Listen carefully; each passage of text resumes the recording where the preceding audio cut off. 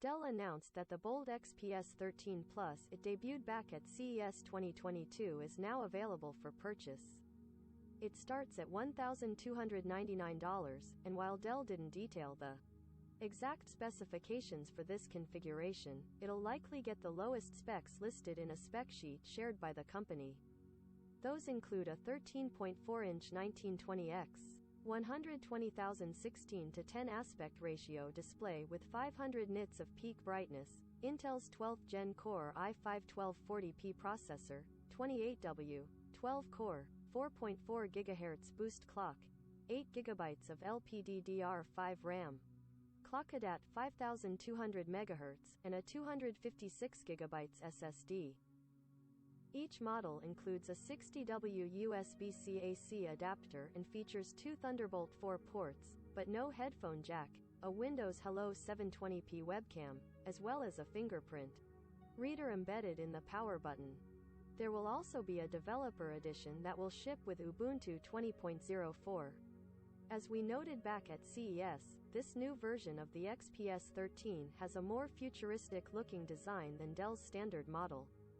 The most notable differences include the Plutouch bar-like row of backlit function keys, as well as the keyboard, which sits flush with the chassis.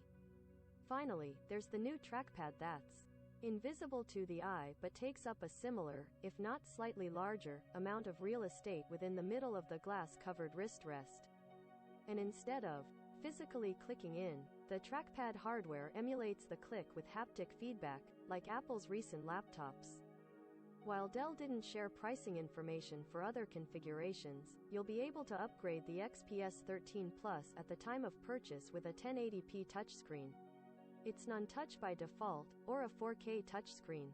The highest-end display option is a 3.5 kelvins, 3456 by 2160, Gorilla Glass 7 covered OLED touchscreen with 100% DCI-P3 color gamut coverage.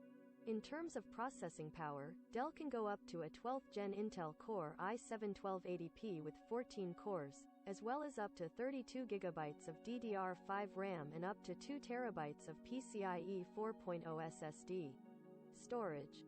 Oh, and last thing, there will be a developer edition of the XPS 13 Plus that will ship with Ubuntu 20.04, and it will cost $1,249.99.